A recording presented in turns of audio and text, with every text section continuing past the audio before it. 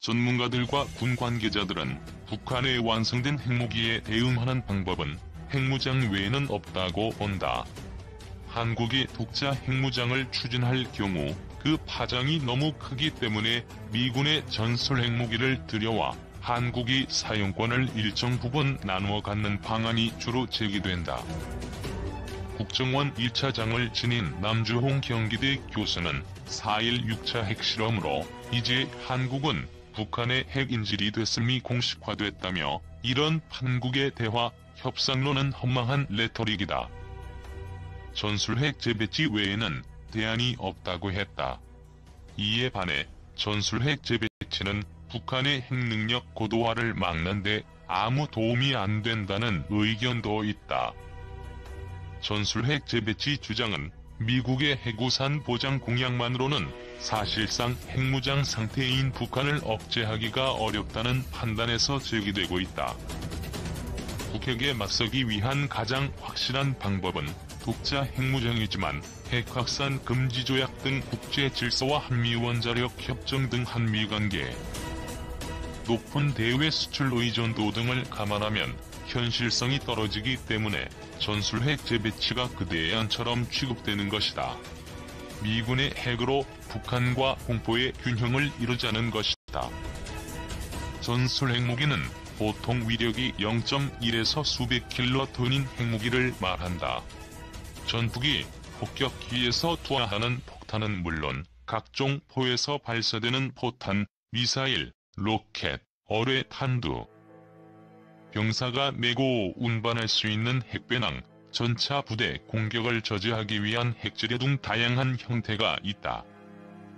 6.25 전쟁 이후 배치된 주한 미군 전술핵은 1967년쯤 950기로 정점을 기록한 뒤 1980년대 중반 150여 기로 줄었다가 한반도 비핵화 선언이 나온 1991년 말 마지막 100여 기가 철수했다.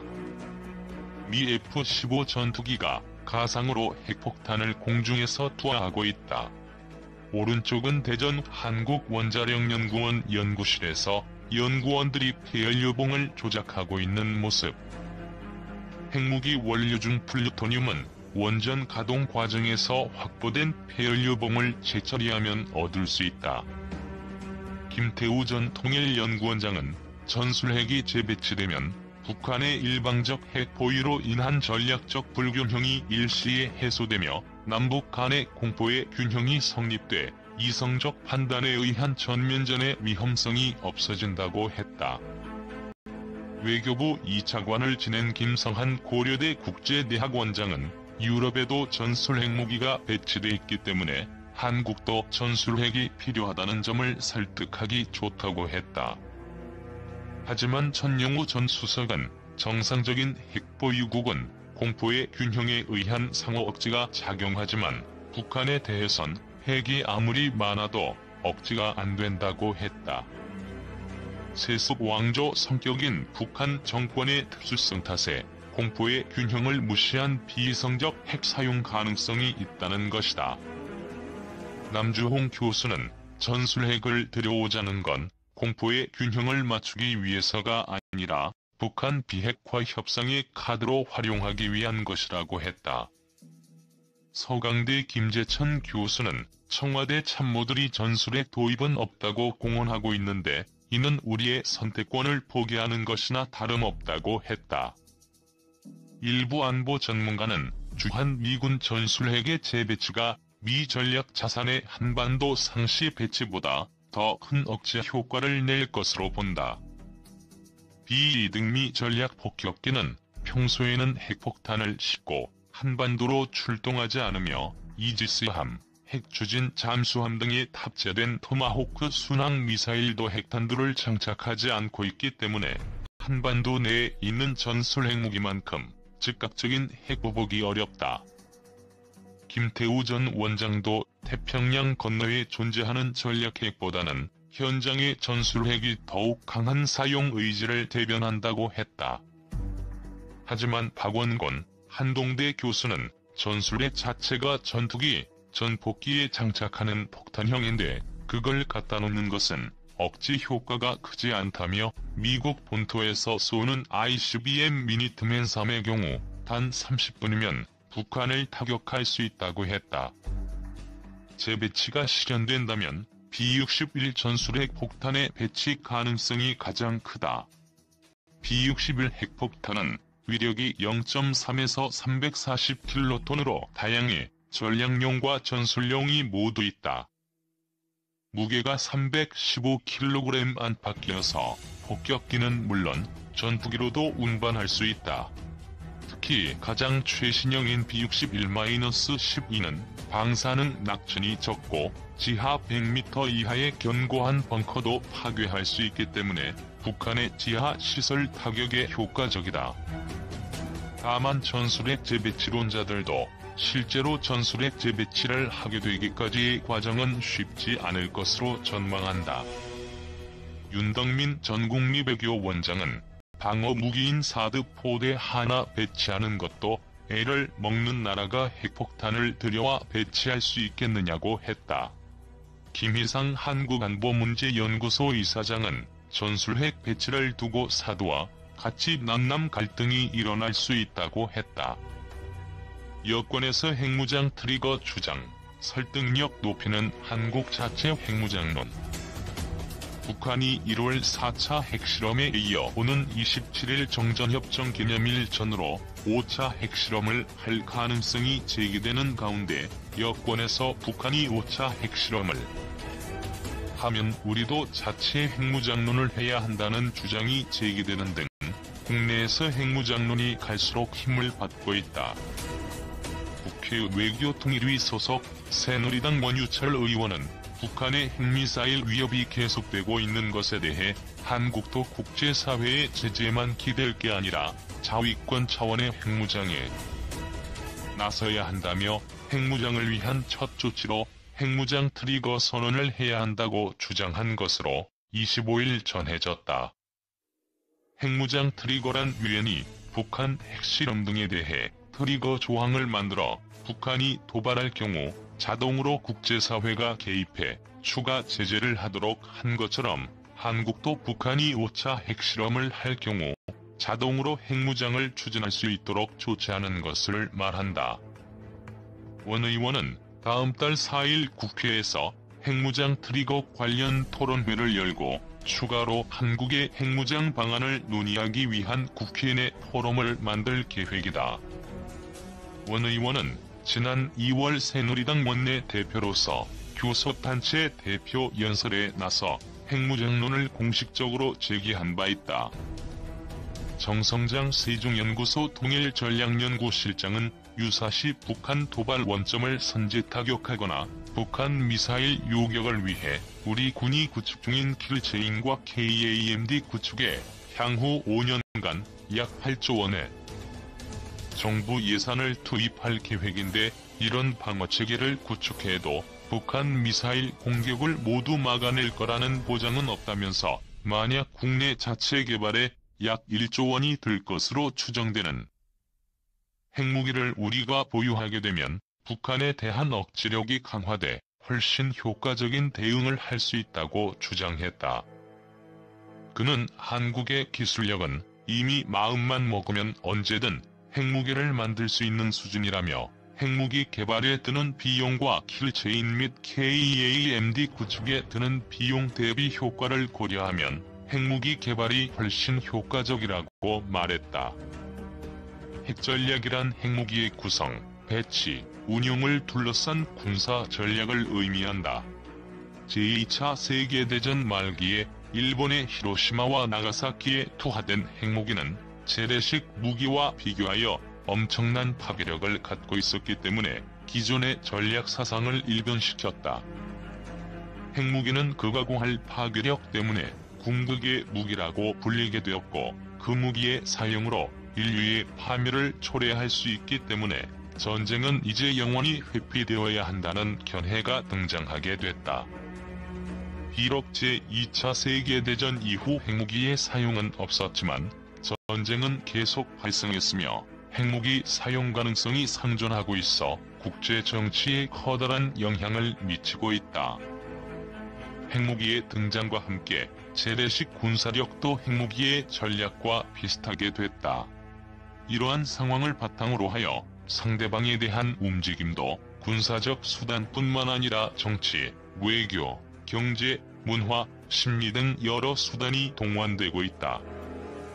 이 같은 이유로 핵전략도 단순히 핵무기의 배치, 운용에 따른 군사 전략이라기보다는 핵무기의 존재를 배경으로 하여 국제 정치의 영향력을 행사하려는 성격이 강해졌다.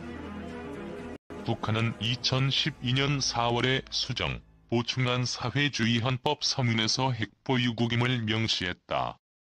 이후 2013년 3월 31일 노동당 중앙위원회 전원회의를 개최하여 경제건설과 핵무력 건설 병진 노선을 채택했다.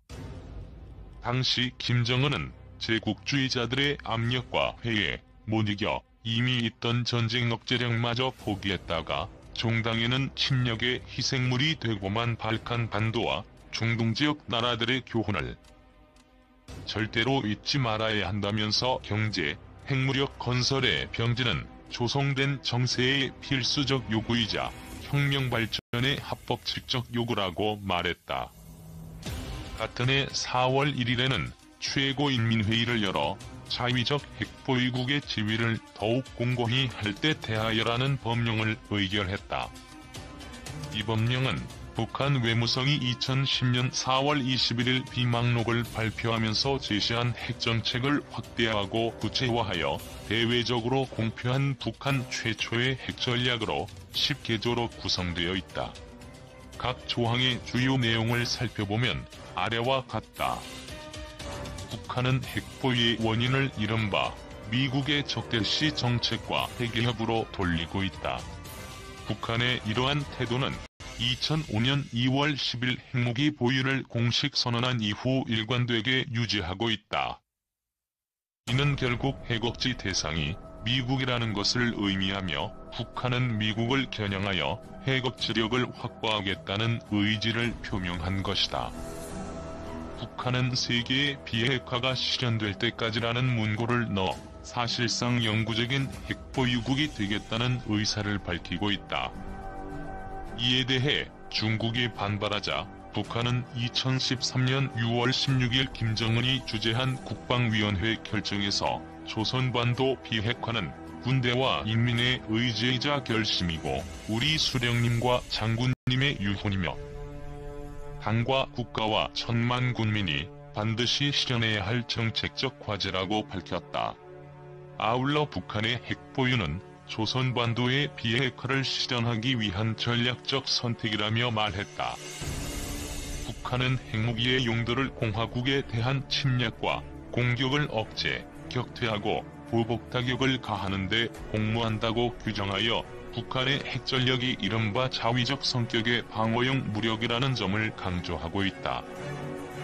북한은 또 외부의 공격과 침략이 재래식 무력이건 구분하지 않고 핵무력으로 보복 타격하겠다는 입장을 밝히고 있다. 북한은 핵무기의 소형화, 경량화, 다종화, 첨단화를 지속적으로 추진하겠다는 의지를 표명하고 있다. 북한은 미국을 핵억지의 대상으로 설정하고 있는데 핵과 미사일의 수준은 질량 면에서 미국과 비교가 되지 않는 수준이다. 북한은 소수의 핵무기로 미국을 억제한다는 전략을 취하고 있다. 이는 핵억지 전략 가운데 실존적 억지 전략에 해당된다. 실존적 억지는 약소국들 간에 혹은 강대국과 약소국 간에 작동되는 핵억지 전략이다. 인도와 파키스탄의 핵전력은 보잘것없지만 서로에게 엄청난 피해를 입힐 것이 분명하기에 핵전쟁이 억지된다. 미국과 북한 사이에서도 이러한 실존적 억지가 작동한다. 현재 북한의 핵무기는 그 수치도 알 수 없을 만큼 철저히 베일에 가려져 있다. 게다가 북한에는 핵무기를 은닉하기 좋은 땅굴이 북한 전역에 산재해 있다. 유사시 미국은 북한에 대해 복수의 핵탄두를 투하하지 않고서는 북핵을 모두 제거하지 못한다. 미국의 핵공격에서 살아남은 단계의 핵무기가 미국 땅에 떨어지면 이는 엄청난 재앙이 된다. 이러한 실존적 억지유 개념에서 보면 핵무기의 보유량과 질적 수준에 관계없이 북한의 핵무력은 미국의 핵공격을 억제할 수 있다는 결론이 나온다. 국제정치학 이론인 고슴도치 이론이 바로 이런 상황을 묘사한다. 강대국을 상대해야 할 약소국이 자신의 생존을 위해 고슴도치의 가시를 보유하여 사자가 건드리지 못하게 만든다는 전략이다. 북한이 양순한 나라이고 미국이 극악무도한 깡패국가라면 북한의 행동은 고슴도치 이론에 비추어 정당하다. 그러나 북한은 고슴도치 같이 약하고 온순한 동물에 비유될 나라가 아니다. 북한은 전 한반도를 주체 사상이 지배하는 곳으로 만들겠다는 혁명국가이다. 또한 현대식 군사력으로 발톱까지 무장한 공격적 군사국가다. 그런 북한이 이미 한국과 일본을 공격할 수 있는 미사일 능력을 넘어 미국까지 날아가는 미사일을 개발하는 이유는 그것이 북한의 혁명적 목표를 이룩하기 위해 필수적인 전략 수단이기 때문이다. 북한은 다른 핵보유국이 북한을 먼저 공격하지 않는 한 핵무기를 사용하지 않을 것이며 공격받은 무기가 재래식이건 핵이건 관계없이 일단 공격을 받으면 핵으로 보복할 수 있다는 의지를 표명한 것이다. 이와 함께 핵 사용의 최종 승인자를 최고사령관으로 명시함으로써 북한의 핵무력이 최고 지휘부에서 책임감 있게 안정적으로 관리,